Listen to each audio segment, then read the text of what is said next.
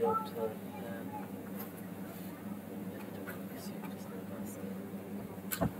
being infection, the wine infection.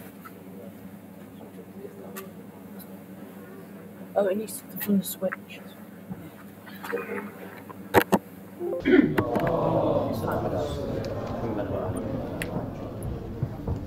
We have a request for Surah Al-Fatiha to be recited for the following marhumeen: Ijaz Hussain Sayyid, Ashraf Ali Shah, Faiz Batul, and Mrs. Ashraf Ali Shah.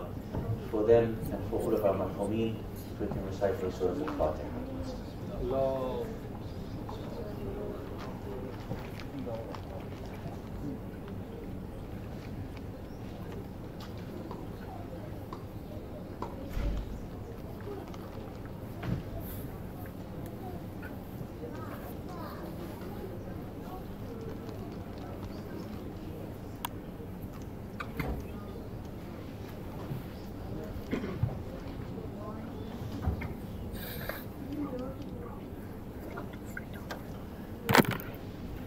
أعوذ بالله من الشيطان الرجيم.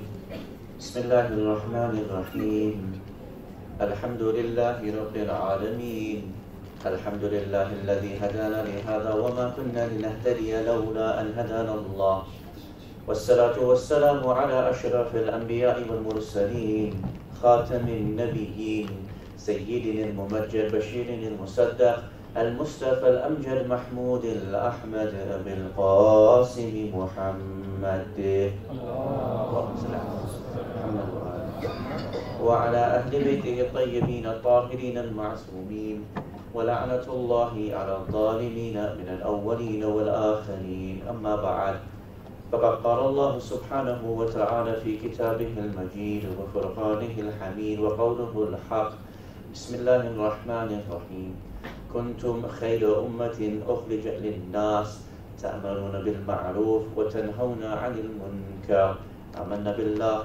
صدق الله العلي العظيم. صلوات على محمد وآل محمد. Awaited Savior of humanity, Imam al-Mahdi alayhi salam, my respected teachers, elders, brothers and sisters, Assalamu alaikum jami'an wa rahmatullahi wa barakatuh. Welcome to our 8th discussion, in which we are looking at the topic of the rise and fall of civilizations and the challenges and responses that we may have to both Muslim and Western modernity. Yesterday, we took the discussion about global warming and climate change in terms of one of the most pressing needs, the urgent responses that are required to ensuring the upkeep, the flourishing of our own civilization, not just Europe, but the entirety of the world, is the topic of tackling global warming and through it climate change. Yesterday, we mentioned that there is the difference between global warming and climate change, and that global warming is that which is human-made. We also mentioned that if you look at the ayat and you look at certain ahadith, it tells us humankind are responsible for the desecration, for the destruction of their own environment, the ecology around them. And also in the hadith of the 8th Imam, Ali ibn Musa al-Rida, salawatullah wa salamuhu alayhi, Imam alayhi salam has that hadith which we mentioned yesterday, whereby he states, قَبْلَ هَذَا الْأَمْرِ بِيُوحٍ. Before the event of the awaited Saviour's coming, there will be biyuh, warmth, heat. And it tells us that this similarity between what is taking place in our own world and what the hadith of the Imam appears very similar. And then we looked at the science and questioned whether it is carbon dioxide, whether it is human created or otherwise. And then we looked at some of the solutions that we can have. Some of them are very simple: closing the tap, not using so much electricity, changing our cars to be electric, reducing the amount of meat that we eat, especially beef, because beef, cows, give off methane, and as a result, these are the prime causes for global warming. Tonight, inshallah, we look at something different, and that is the topic of weapons of mass destruction and the proliferation of the arms trade and the military arms complex. And the idea that one of the ways that we may sadly induce the destruction of our own civilization would be through the capacity that nuclear weapons have. To think about this, as we stated in one of the earlier nights, the scientific community have come up with what is known as the doomsday clock. Do you remember we mentioned this? We stated that there's a clock which moves closer towards midnight, and the closer it gets to midnight, the closer humanity is to destroying itself. And it takes into account a multitude of different aspects in order for scientists to objectively say whether we are at 11 o'clock or 10 o'clock or 8 o'clock. And you can imagine, for example, when it came to the nuclear standoff or the Cold War between America and Russia, or you can imagine, for example, when Donald Trump became elected. And indeed, as we mentioned, it actually moves closer towards midnight after the election of Donald Trump, in the realization that such a paranoid megalomaniac, or someone who is such a narcissist, has access to these weapons, putting them in his hands certainly draws us closer towards our mutual self-destruction. And so you can imagine not just him, but what comes after him, or what happens when it comes to the safety of these weapons. There is so much for us to be concerned with so many different countries having such a stockpile of weapons. Or, for example, if you think about the strength of these weapons, something that we will talk about and go through in some detail, inshallah. And you can imagine the weaponized ignorance that lives in the world today, and how easy it is for people to pass off weapons to each other, and this is a cause for so much destruction of civilization. Just think about this for a minute. Think about Syria.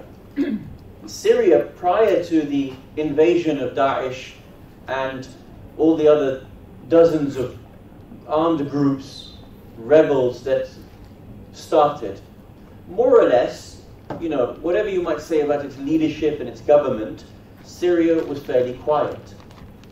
And today, with dozens of groups being armed to the teeth, mainly from the same sources, in order to fight first against the government and then against themselves, you have seen very quickly how a country can descend into anarchy. Or, for example, you can see in Iraq, or you can see, for example, in Afghanistan, and many other countries around the world, with the proliferation of all of these weapons, how quickly a society can descend, whereby once I have access to a gun, you will want access to a bigger gun, you will want access to a bigger gun, and he will want access to a rocket launcher, and him to a tank. And ultimately, this causes what we have seen in Syria, where there were so many weapons there and so many different groups fighting each other. This can happen in any state, and it requires us to reimagine the way in which we live together, the way in which we consider these different weapons, and the proliferation of these weapons, which is our topic tonight, to discuss both nuclear weapons and denuclearization, and also the need for us to have a stance against this military arms complex that exists today. Tonight, inshallah, what we're going to do is we're going to look at two things, or primarily two things. We want to look at what are the Islamic opinions about these types of weapons. So again, we understand from the Quran, from the Ahadith, about the permissibility or impermissibility of using these weapons. What are the fatwa that are mentioned about these weapons? And secondly, we want to look at certain videos and expertise in the areas of both nuclear weapons and the military-industrial complex, and to see the way in which these weapons are proliferated, and then think about some of the solutions that you and I can bring in order to change this very sorry state that mankind finds itself in. It is obvious to state that when countries have thousands of nuclear weapons at their hand, and if something was to go wrong between these weapons, between these countries, then our civilization would be doomed. The amount of power that these weapons have at their fingertips. So tonight, inshallah, what we want to start with is to think about what comes first. When we talk about denuclearization and de-weaponization, and removing hatred from amongst groups. How was it in the Quran and the example of the Holy Prophet that this took place? And how can it set a precedent for you and I about our own stances in the time today? In the previous nights, you will recall that we spoke about how Mecca and Medina were of slightly different compositions. They were made up from different types of groups. The challenges in Mecca were different to the challenges in Medina. In Mecca, as you recall, we stated that they were mainly idol worshippers. We also mentioned that they were atheists, that they were agnostics, but primarily they were idol worshippers. And we told you that when you have a problem with an idol, the main problem with an idol is that it shackles the intellect such that you no longer can think for your own self. If you're willing to believe that this thing is your God and can protect you, then your aql is so shackled. Now that I've got you to believe this, I can make you believe anything at all. This was the problem in Mecca. And so, when the Prophet came to Mecca, or when he announced his risala to Mecca, he had to deal with the Meccan community by liberating them from this particular problem. In Medina, it was slightly different. Does anyone remember what we mentioned? What were the challenges, the prime challenges in Medina, which were unique and different to the city of Mecca? Can anyone remember? Some of you are looking away, some of you are looking down. In Medina, the challenge was not that they were idol worshippers, but that they believed in God. What do we mean? They were a multitude of faiths. Medina was a pluralistic society. It had Christians, it had Jews, it had Sabians, it had Zoroastrians, and it had a multitude of sects from within each and every one of those religions. And as a result, each of those sects was celebrating what was with them. And in their competition between themselves, they were willing to go to any extent in order to degrade the other sect, in order to create their own fictions, to make their sect and religion sound better than anyone else's. Does it sound like us today? Absolutely it does. And that's why Allah subhanahu wa ta'ala tells us not to be like that in the Quran, time and time and time and again. And you'll recall we mentioned, for example, in a previous night, that the problem in Medina was that the priests would make up their own religion and make up their own books and then ascribe it to Allah subhanahu wa ta'ala. فَوَيْلٌ لِلَّذِينَ يَكْتَبُونَ الْكِتَابِ بِأَيْدِيهِمْ. Woe be upon those people who write their religious books with their own hand. ثُمَّ قَالُوا هَذَا مِنْ عِنْدِ اللَّهِ. And they say this is from God, but it's not from God. So this was the main problem. When it came to the city of Medina. Now again, Medina had its own challenges. Who can remember what was the challenge between Banu Aus and Khazraj? What was the problem between Aus and Khazraj? Can anyone remember? These two tribes were fighting with each other for hundreds of years, such that their own resources had been completely demolished and depleted, such that they were arguing and fighting and they couldn't live with each other in Medina.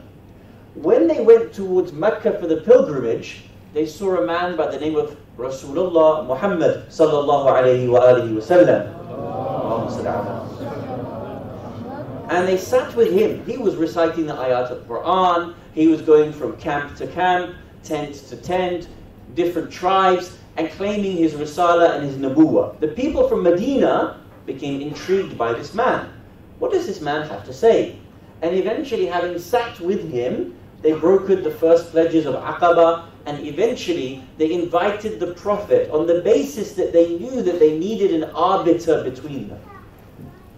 Aus and Khazraj had been fighting for literally hundreds of years.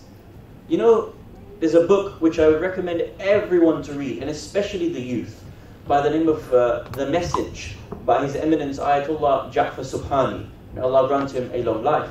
Sheikh Subhani, in his book about the biography of Rasulullah, speaks about the pre-revelation time, and he talks about the types of wars and the types of arguments that the tribes in Arabia used to get with each other. And they would shock you. They would make you laugh. For example, one story talks about how they used to have horse races. And at the end of the horse race, because one tribe had been defeated and their horses had lost, they would go to war with the other tribe. One narration says that a woman from one tribe was walking past, and a man from another tribe looked at her in a way which was unbefitting.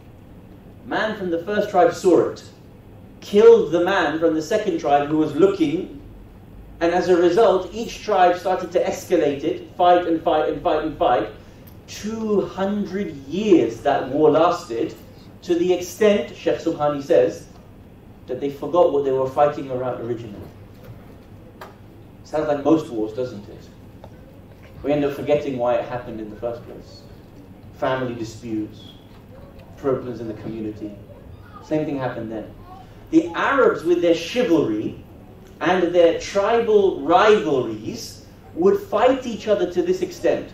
The Prophet came and had to build that community again and learn and teach them how not to be able to fight and dispute, because without that, there could be no functioning society. Now here the Quran is very, very interesting, because when Allah subhanahu wa ta'ala speaks, He doesn't speak whimsically, He doesn't speak in a different order for what is the truth. وَتَمَّتْ كَلِمَةُ رَبِّكَ صِدْقٍ وَعَدْلًا. Allah's words are perfect and measured in every way. Several times in the Quran, Allah subhanahu wa ta'ala speaks about the mission statement of the Prophet. He says, for example, هُوَ الَّذِي بَعَثَ فِي الْأُمِّيِّينَ رَسُولًا مِّنْهُمْ يَتْلُو عَلَيْهِمْ آيَاتِهِ وَيُزَكِّيهِمْ وَيُعَلِّمُهُمُ الْكِتَابَ وَالْحِكْمَةِ. That the Prophet came to them from amongst themselves, and he had to show them the ayat, the signs, and then he had to purify them. وَيُزَكِّيهِمْ وَيُعَلِّمُهُمُ الْكِتَابَ. And then he would teach them the book. You would think, no, I teach the Quran first and then people become pure. No. Rasulullah purified them, and only then could he teach them. وَيُعَلِّمُهُمُ الْكِتَابَ. This was the order. Because without being able to do so, all their recitation of the Quran, all their listening to Islam wouldn't affect their hearts one iota at all.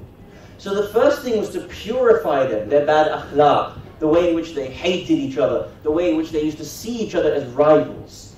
So now, having purified them, you can see certain ayat that speak about this. Allah subhanahu wa ta'ala says this in the Quran. Bismillahir Rahmanir Rahim.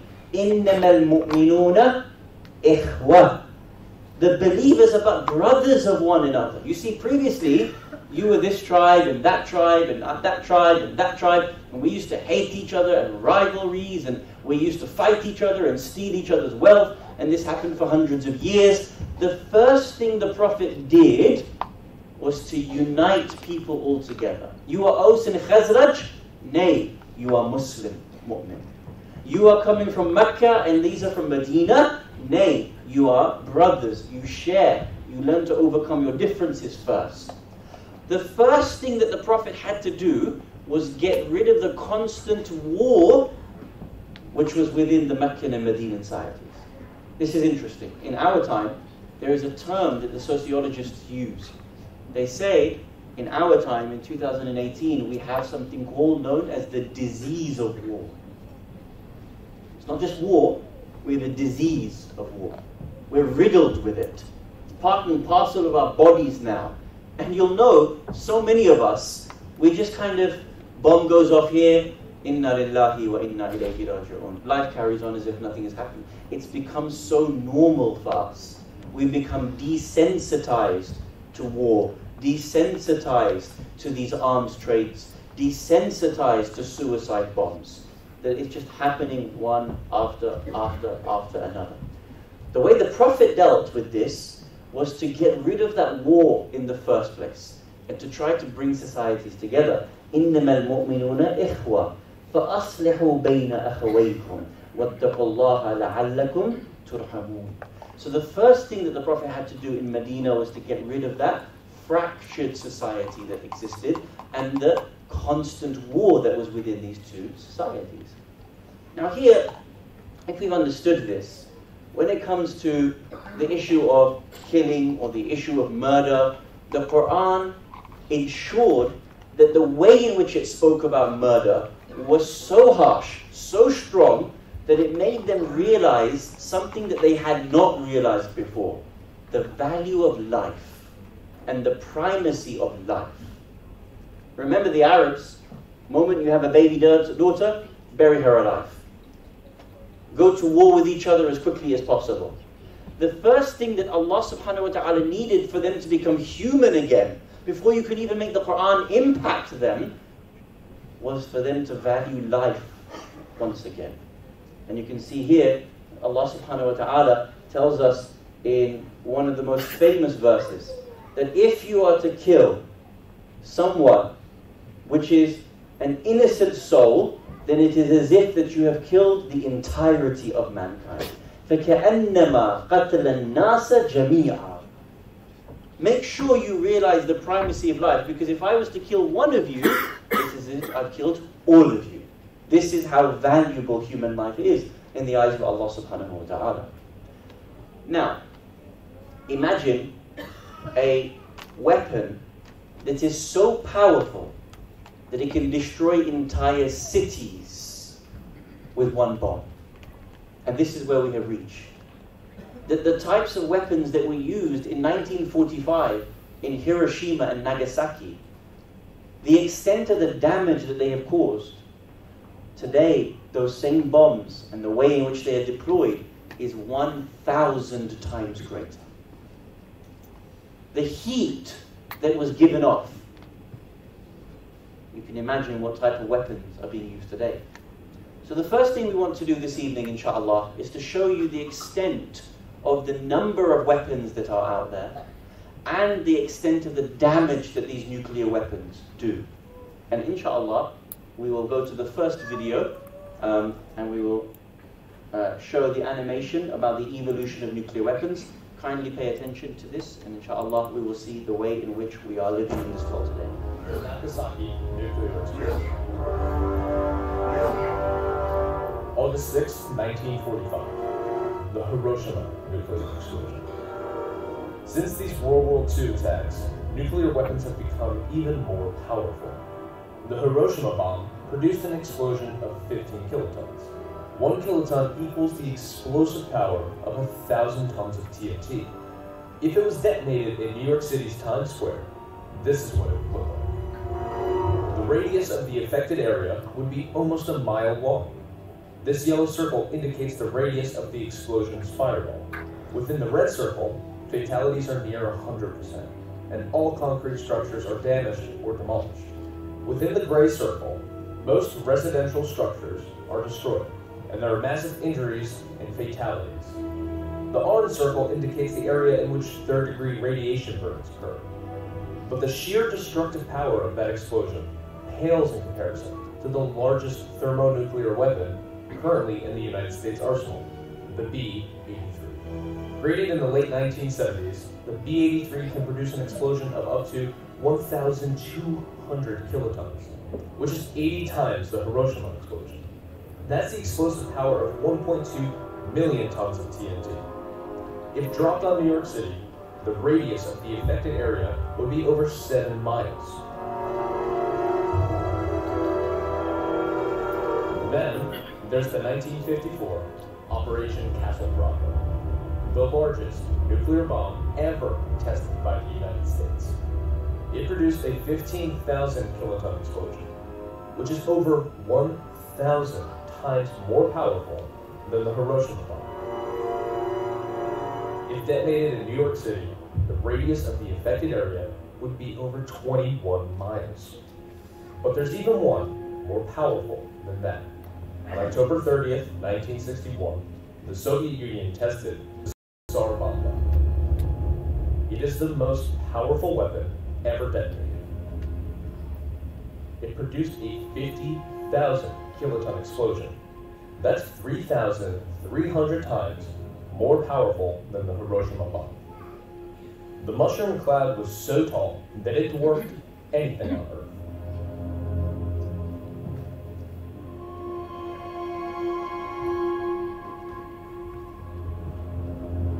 If dropped on New York City, the radius of the affected area would be over 31 miles. The Tsar Bomba was created over 5 decades ago. Today, there are an estimated 14,900 nuclear weapons in the world. If not for the Partial Nuclear Test Ban Treaty of 1963, we might have even more powerful bombs today.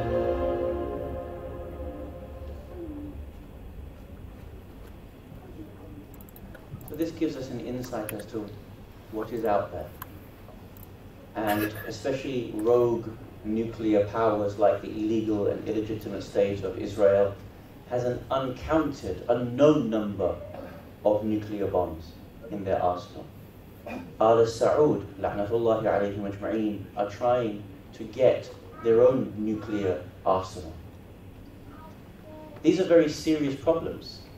And the fact that there are 15,000 bombs across the world, in different parts of the world, just of this nature, of this size, and the one that was dropped and tested 50 years ago is 3,300 times stronger, greater, more devastating than Nagasaki or Hiroshima, tells us the extent of what is out there and can be destroyed. Now, if you saw that video, and on the side it was saying that there are 6 million deaths that would take place from that bomb. 50 years ago, 6 million would die immediately.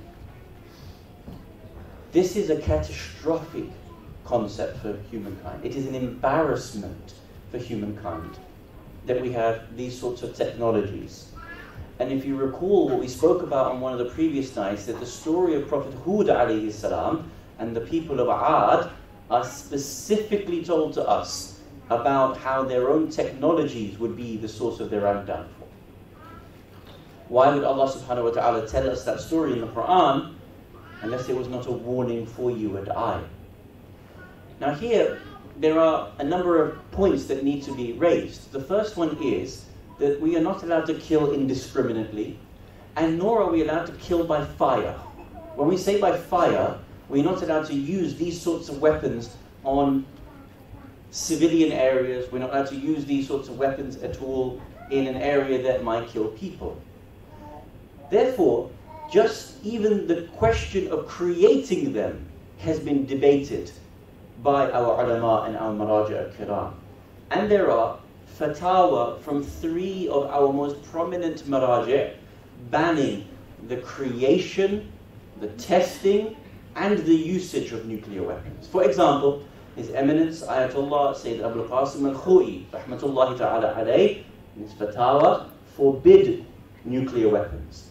His Eminence Ayatollah Sayyid Muhammad Hussein Fadlullah, rahmatullahi ta'ala alayh, has forbidden nuclear weapons. His Eminence Ayatollah al-Ulama Sayyid Ali Khamenei, Dama Tawfiquhu, has also banned the usage of nuclear weapons.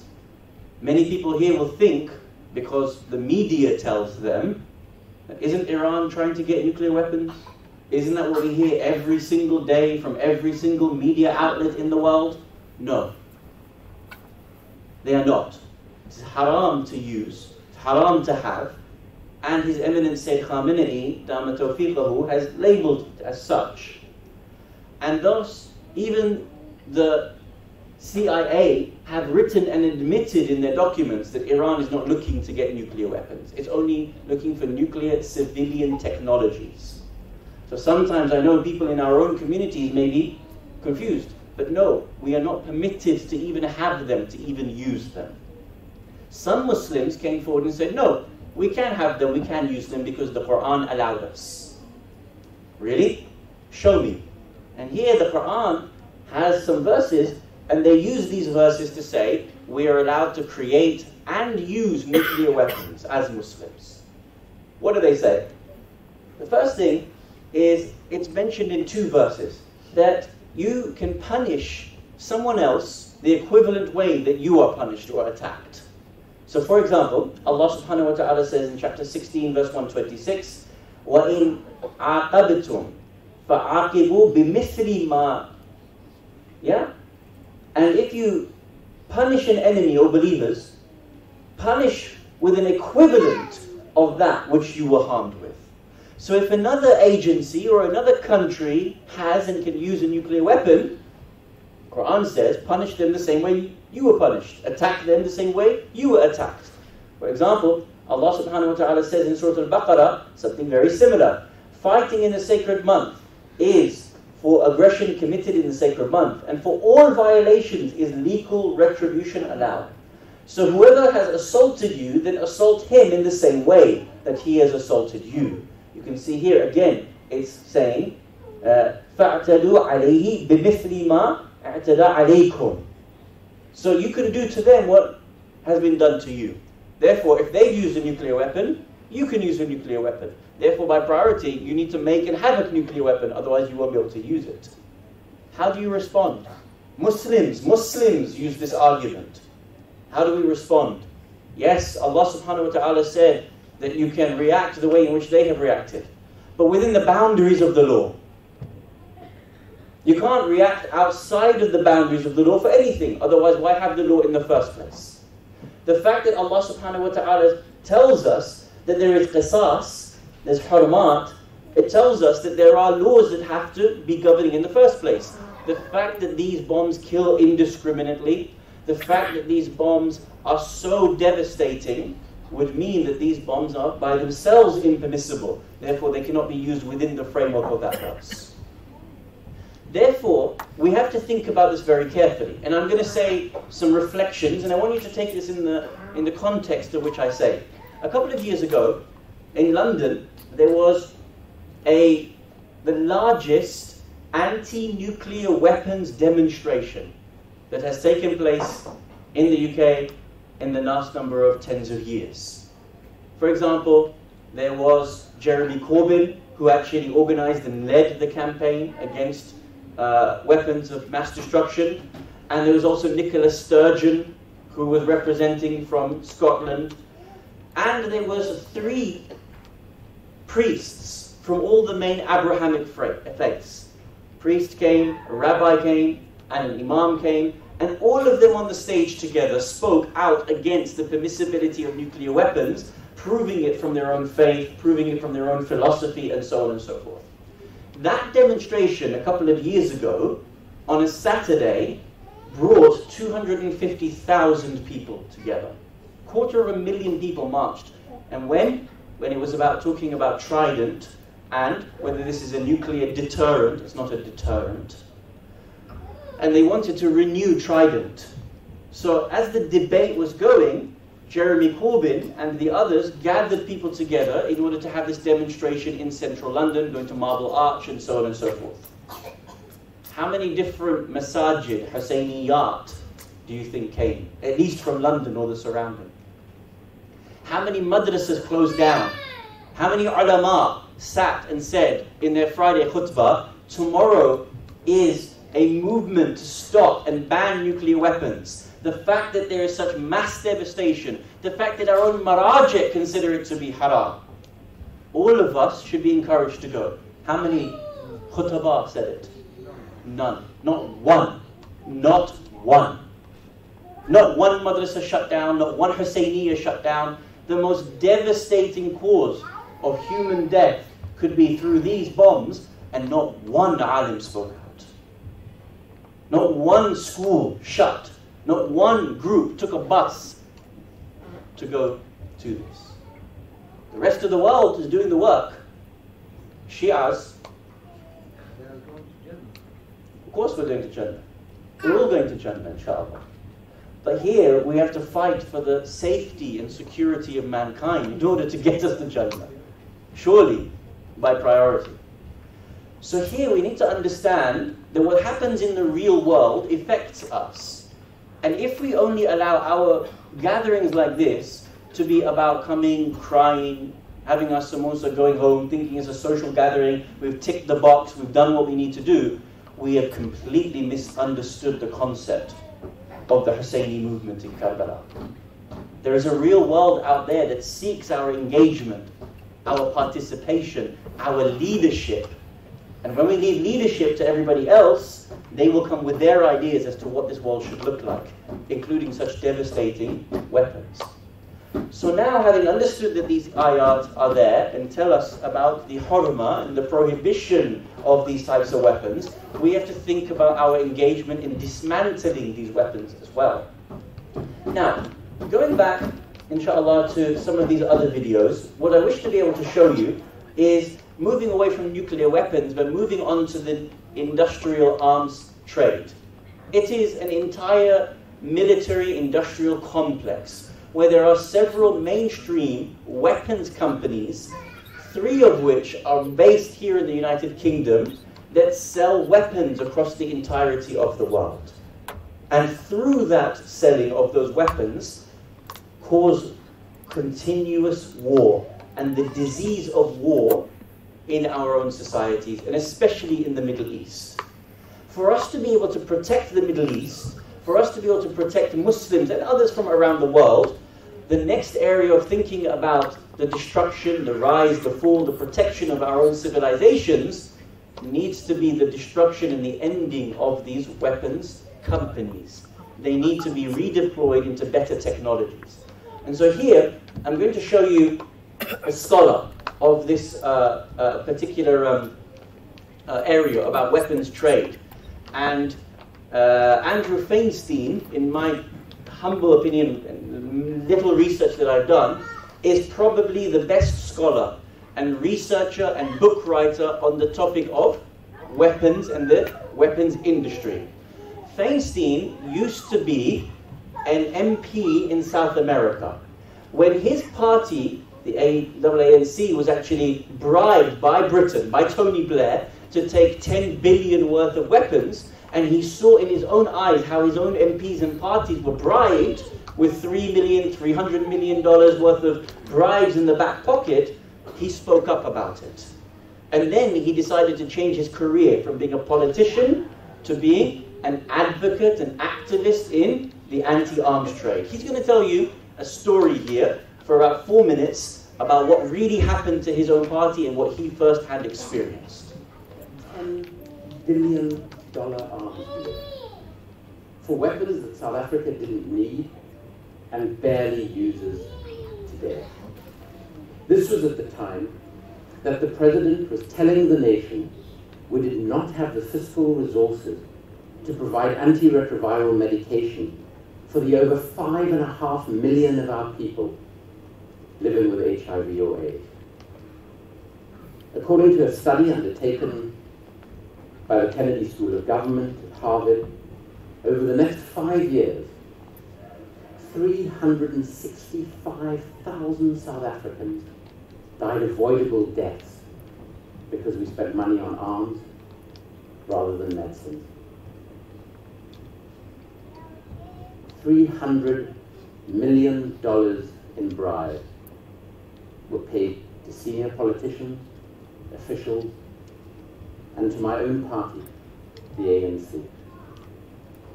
Our current president, Jacob Zuma, was facing 783 counts of corruption, fraud, and racketeering until just a few days before he was elected, when controversially, an acting prosecutor dropped the charges against him. 3 weeks after the election, that prosecutor was made a High Court judge. Perhaps as tragic is that the very people who had so courageously brought an end to apartheid and brought about South Africa's democracy were prepared to undermine those very institutions of democracy that they had created to ensure that the corruption in this deal did not see the light of day. I was first kicked off my committee that I Parliament, the Financial Oversight Committee, when I still refused the President's demands to halt any investigation into the deal.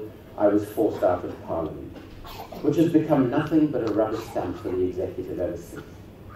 Our prosecuting authorities were told exactly who they could and could not investigate. And our 2 anti-corruption bodies were both disbanded. The ANC is currently in the process of passing a secrecy bill, which, if it had been in place when I wrote my first book, which was based on secret government documents, I would have been liable for up to 25 years in jail. The British company BAE Systems, on one deal alone, paid £115 million in bribes. The UK's Serious Fraud Office dropped the case, and 5 others like it. The company was fined £500,000 for accounting irregularities in relation to the smallest of the 6 deals, a venal but small contract in Tanzania. The Serious Fraud Office also agreed not to allege any corruption against BAE Systems in any third-party investigations for 10 years. And sadly, this is all too familiar. A German company which paid $40 million on the South African deal was found in a leaked internal audit report to have made questionable payments, what you and I understand as bribes, of over 1.1 billion euros in around 16 countries, including over 300 million euros to Muammar Gaddafi. The company BAE Systems here in the United Kingdom, alongside with the government and others like Raytheon, are those who are selling the weapons to Al Saud, la'natullahi alayhim ajma'een, in order to destroy Yemen, which has left it as the world's gravest, most urgent humanitarian disaster zone. They're the ones that sell to the Bahraini authorities, sell to Qatar, sell to Turkey, sell and sell and sell. And the idea that you remember at the beginning of the Majlis we stated that the Prophet began his movement by creating peace amongst warring tribes. Because without doing so, he was unable to teach them anything about Islam because they were too busy fighting each other. This tells us where our urgent need is. That for Muslims to come together, starting point is to remove the wars between them, and before that, by priority, is to remove the weapons that they are getting. $80 billion in the latest deal that was signed between Al Saud and Donald Trump.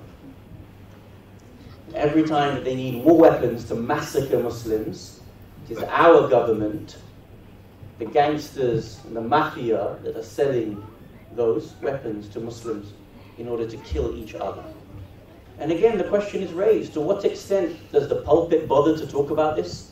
To what extent is it spoken about in the madrasa? To what extent do the ulama speak about this? Or is it that we just come here and talk about Khaybar and Khandak and then go home? These are real issues that are destroying our own fellow Muslims and others around the world. They require us to think about where our priorities lie, where our efforts lie in order to protect humankind. Now here, I'm going to show you something very interesting. And I'm going to show you 2 videos, inshallah, and then conclude. And what I want to do is I want to show you what the US President, Vice President, Joe Biden said a couple of years back.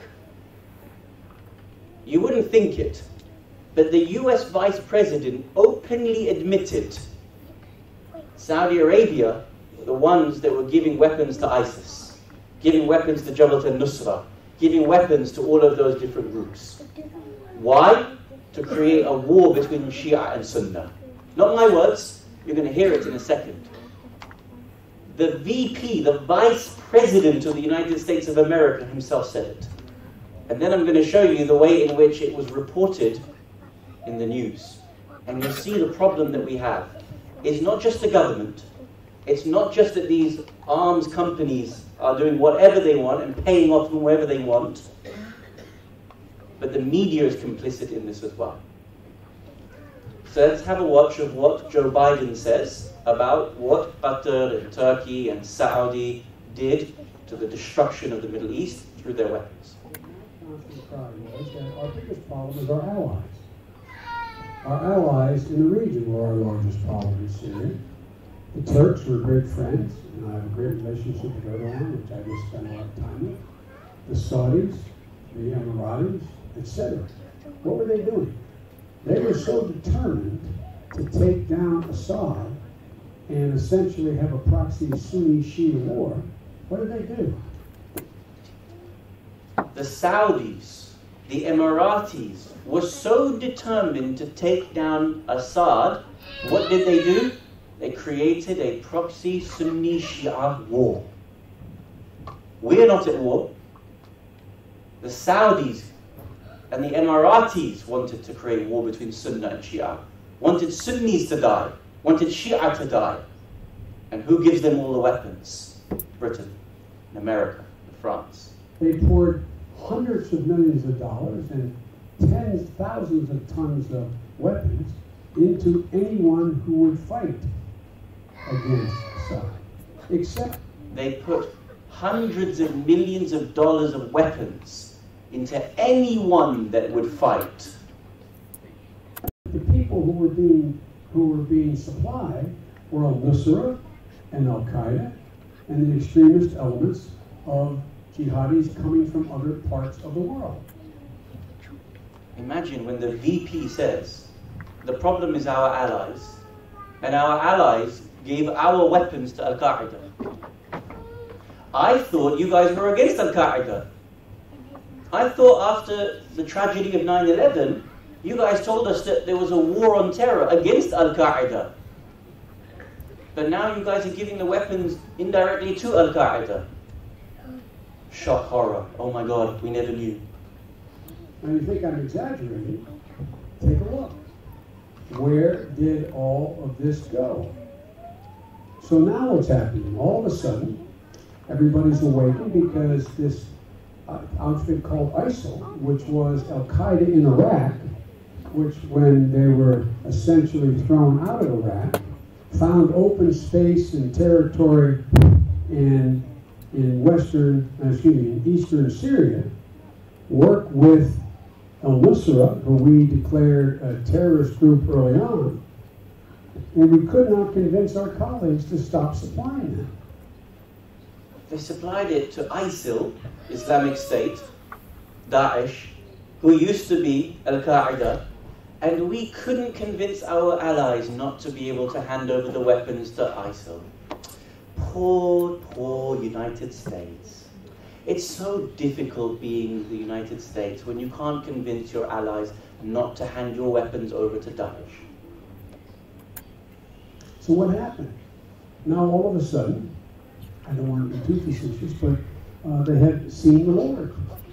Now we have, and the President's been able to put together a coalition of our Sunni neighbors, because America can't once again go in to a Muslim nation and be the aggressor.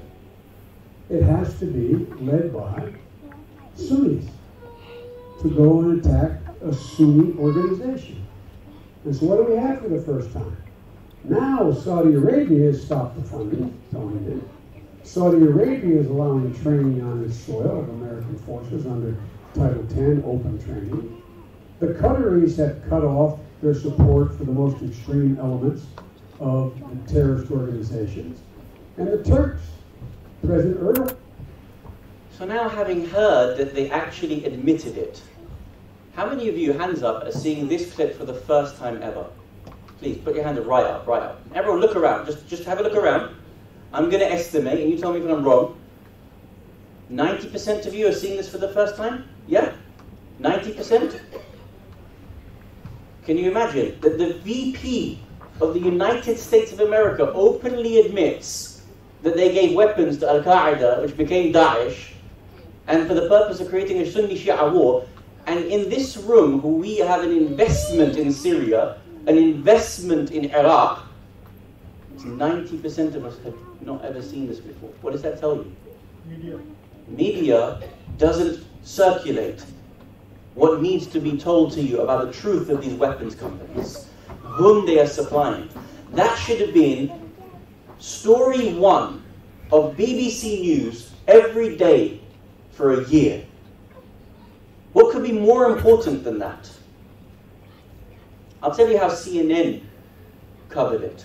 And I want you to listen, you know when you listen to the news, pay attention. Remember what we said the other night about a post-truth society. Litigate everything. Don't become puppets to these people. Don't sell your soul to Rupert Murdoch and his friends. Last video. Does it work? It's not working. Ya Allah. Not working. Inshallah it will work. Everyone, barakat salat ala Muhammad wa ala Muhammad.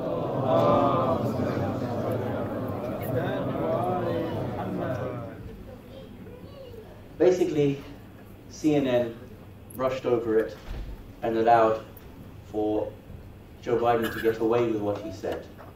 They did it, they allowed themselves to have one quick point about it. Joe Biden had to apologize to all of the Middle Eastern countries for letting the cat out of the bag, and then CNN never spoke about it again. Here we go. We started at the beginning. We started at the beginning. Thank you. Remember, after having just seen that video, let's see how the news covered it. News. Tonight, the Obama administration is scrambling to hold together the coalition of Arab countries battling ISIS, after Vice President Biden was forced to apologize to two key Arab allies for comments he made questioning their commitment to stop the terror group. Listen to the word. Joe Biden had to apologize for questioning their commitment to stopping ISIS. Huh? No, he didn't. He said the weapons that were given and the money that was given to ISIS came from our allies. He didn't question their commitment. He said they are the ones who are supplying Daesh. Look how they word it, to trick you, to make you think that nothing's going on. In the region where our largest problem is Syria. His critical comments about Turkey, United Arab Emirates, Saudi Arabia, and Qatar came during a recent speech in Harvard. They poured hundreds of millions of dollars and tens of thousands of tons of weapons into anyone who would fight against Assad, except that the people who were being supplied were al-Nusra and Al-Qaeda and the extremist elements of jihadis coming from other parts of the world. The White House was asked about Biden's apologies to Turkey and the UAE today. The fact that he called the leaders of those, or at least senior officials in both of those countries, to apologize is an indication that he himself wishes that he had said it a little bit different. It's an indication that he wished he would have said it a little bit different. This is what's happening in front of our eyes. This is what's happening to our own home countries. And from here, our own countries that are doing this, that are supplying the weapons to Saudi, and then Saudi hands over the weapons to Daesh. If any of you ever need proof to anyone, here it is, the proof for you and I to realize what happens. Now, there are organizations that we can join in order to help stop this movement. For example, the CAAT, which is a campaign against the arms trade. I recommend everybody goes to their Facebook, to their Twitter page, joins it up, CAAT, go on their demonstrations, demonstrate outside these weapons companies, and be part and parcel of the movement to stop Muslims being destroyed, to stop Muslims attacking each other and killing each other at the behest of these countries. There are petitions we can do. But now, having seen that Britain and America provides Daesh with these weapons, I decided to start a petition and write to the UK government for an investigation on the weapons that they have supplied indirectly to Daesh. Let's have a look at what this, if we can move back to the slides. Let's have a look at what the petition said and what was the response from the British government. This is me, I wrote this and then I circulated it, and this is the response that we got from the left. We wrote a petition to investigate the UK government's arms sales to Al Saud, Qatar, which ended up to be used by Daesh. What did we write? ISIS and designated terror groups in Iraq and Syria have received weapons from Saudi Arabia and Qatar. Who told me that? Joe Biden told me that, because I just saw it on a video. Both of whom have arms agreements with the UK government. This petition demands an independent investigation into the arms agreements and to what extent the UK government has indirectly weaponized ISIS. Petition closed, 12,000 signatures, 22nd of May 2016. Our government responded, the UK government does not supply arms to terrorists. That's not what Joe Biden said. So who am I to believe? The VP of the United States of America, or you who just replies in a petition with your standard writing?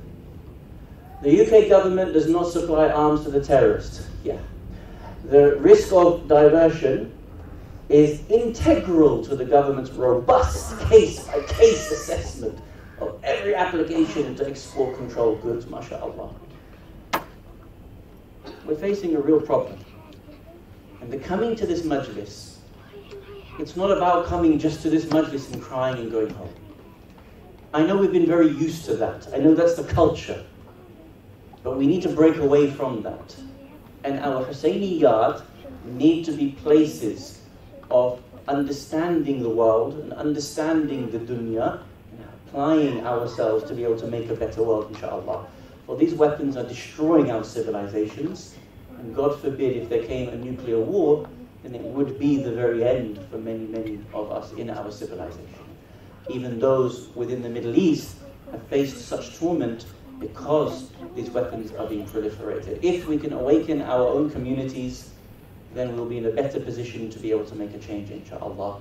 And I plead with you, try to make yourself aware of these issues, join up with these organizations, participate in their demonstrations, and inshallah, we'll soon be able to make a better world for our children. Imagine the types of arms that were used on the family of Ahlul Bayt alayhim salam. And imagine these arms today are still being used on the family of Ahlul Bayt alayhim salam. It is strange for us to cry over Ahlul Bayt alayhim salam and then not shed a tear when their own descendants today are massacred by these weapons that are sold by our own governments.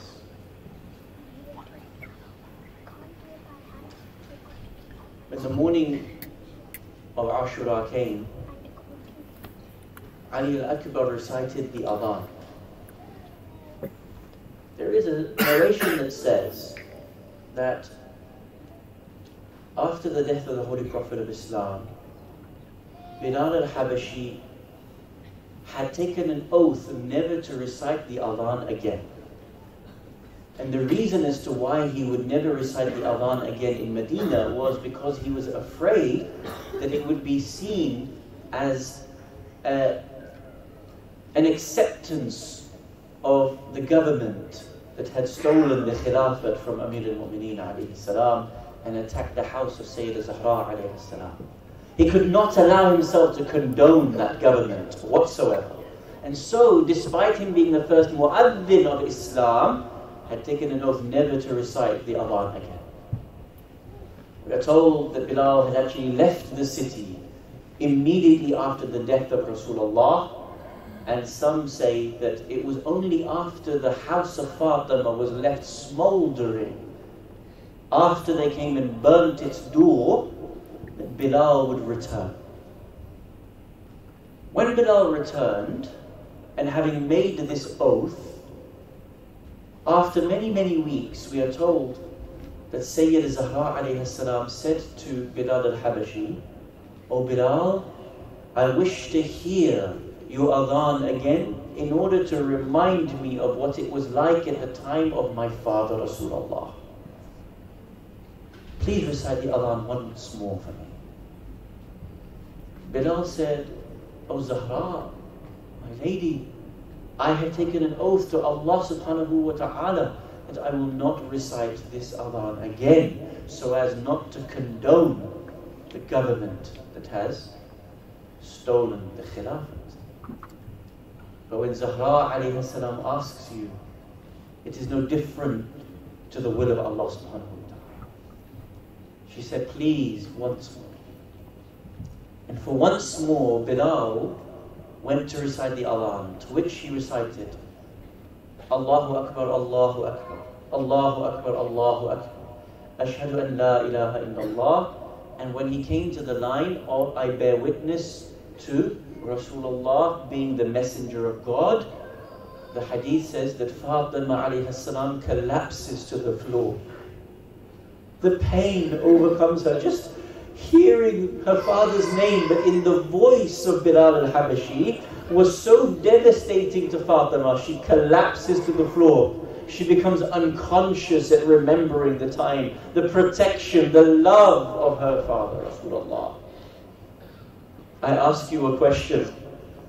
When Ali al-Akbar, the one who looked and resembled and sounded like Rasulullah, started his adhan on the 10th of Muharram, I wonder what was happening in the heart of Zainab al-Kubra at that moment.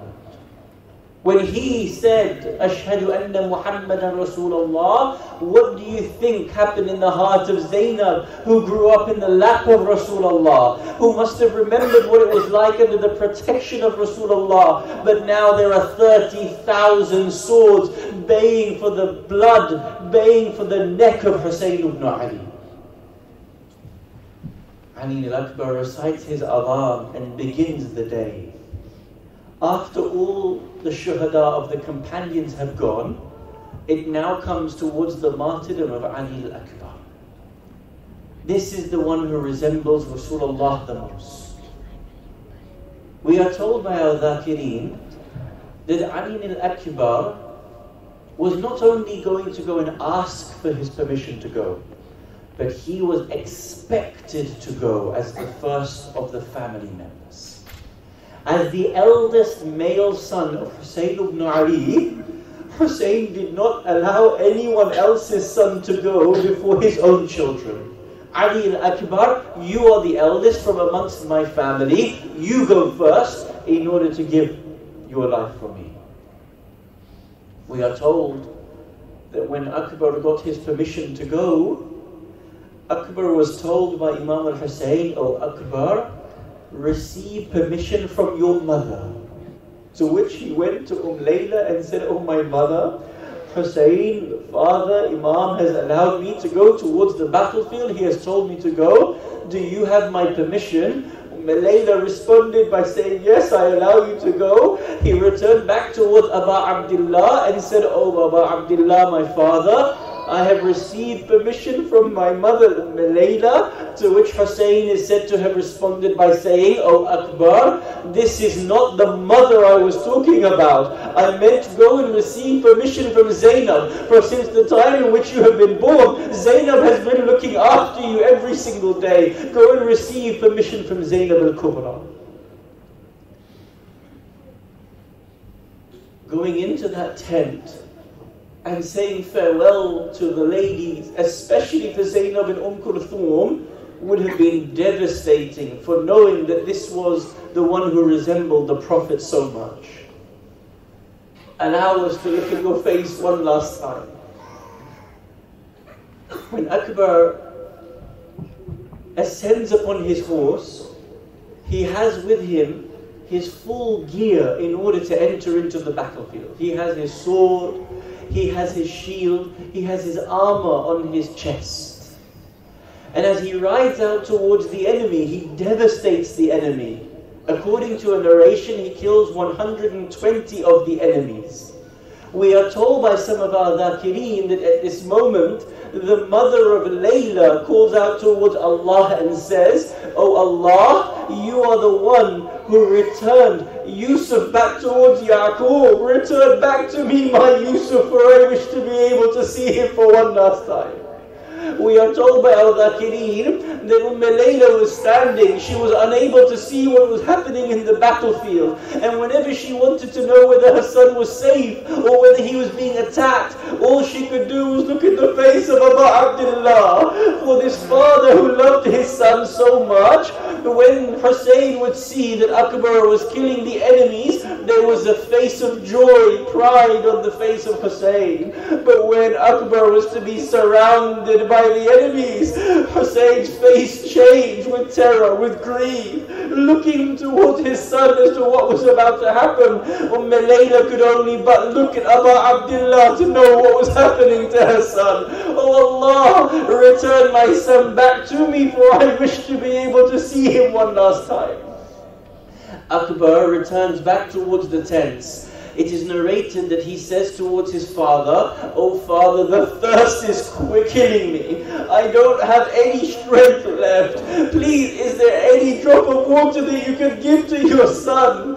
We are told that Hussein puts his ring inside the mouth of Akbar in order to get him to suckle, to see if there's a little bit of saliva that would go in. Nothing came. He then puts his tongue out and says, "Oh Akbar, I will put my tongue to yours. If there is even a drop of saliva from my tongue, let it go towards yours." We are told that as he puts his tongue towards his father, Akbar leaps back. He says, "Father, your tongue is even drier than mine. How have you been surviving this afternoon when your tongue is parched from having any water?" We are told now this is the final farewell of Akbar. The women and children come out and say to him their final salutation. The next time Akbar returns, his chest will have been split open from one side to another. His body will have been hacked to pieces. Akbar ascends upon his horse. We are told that due to the heat, he takes off his armor, leaving his chest exposed to any weapon. We are told by the Dhakirin that he ascends on his horse and he begins to enter into the battlefield a second and last time. We are told by our Dhakirin that at this point Hussein says to him, "Oh Akbar, before you enter, I want you to look, turn around and look towards me. I wish to be able to see you." Akbar says, "Oh father, why do you want to see me? Why do you want me to turn around and look at you before I enter into the battlefield?" To which Hussein responds and says, "Oh Akbar, if you had a son like I had an Akbar, if you had an Akbar like I have, you would not have asked me this question, because Hussein loves to be able to see you. You have always reminded me of my grandfather, how I long to be able to see you." When he enters into the battlefield, he announces himself, "I am Ali al-Akbar. I am the son of Hussein, son of Ali." He begins to strike at the enemies. It is said that an evil man by the name of Murrah, he says, "I take an oath that I will make Hussein's heart bleed with pain and suffering. I will strike this Akbar down, even if I have to take the sins of all the Arabs on my shoulders." The enemies turned around towards Murrah and said, "Oh Murrah, leave this young boy alone. He is just a young man. What do you have to do with him?" He said, "No, I want to be able to strike him in a way, and I want I want to hear Hussein weep like he has not wept before this afternoon." At this point, Murrah hides behind a tree. He has with him a spear, and he is looking for the opportune moment. At this moment, it is said that when he is fighting the enemies, he is being surrounded. Akbar is being surrounded and he's fighting them off valiantly. But there comes to a point where he goes towards a tree. We will say, "Akbar, don't go towards that tree because Murrah is hiding behind it." Murrah is hiding behind it with a spearhead. The narration tells us that as he comes, and he comes towards Akbar, he comes towards the side and then from the front, and he thrusts the spearhead deep into the chest of Ali al-Akbar. Can you imagine how long is the head of a spear and how soft and how small is the chest of an 18-year-old man? It is this spearhead that is thrusted into the chest of Ali al-Akbar.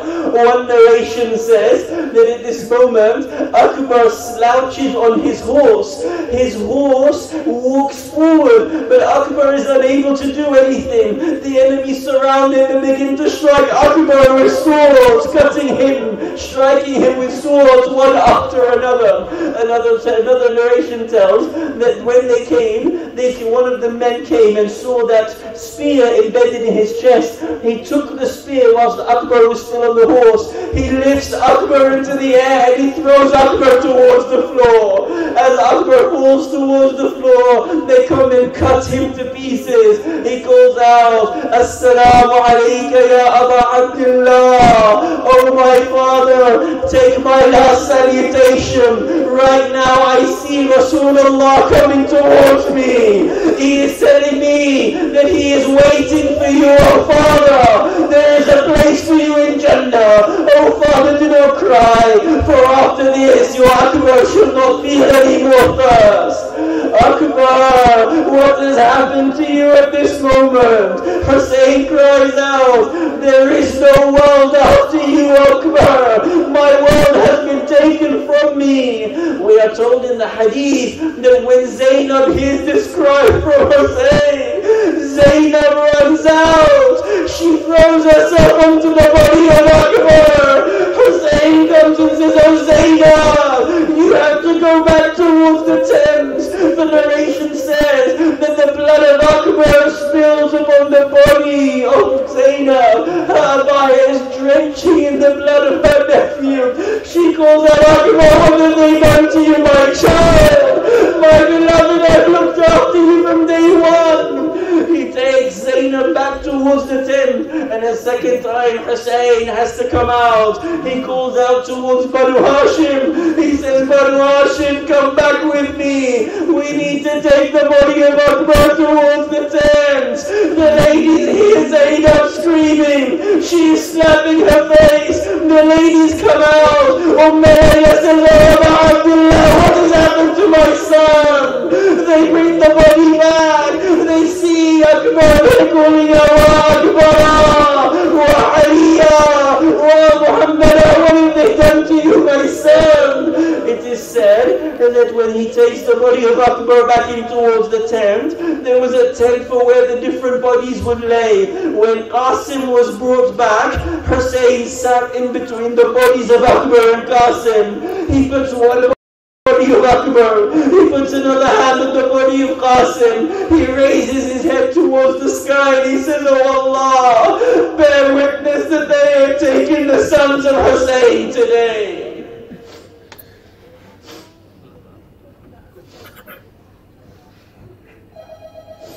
ألا لعنة الله على القوم الظالمين وسيعلم الذين ظلموا أي منقلب ينقلبون إنا لله وإنا إليه راجعون. مات حسين يا حسين يا حسين يا حسين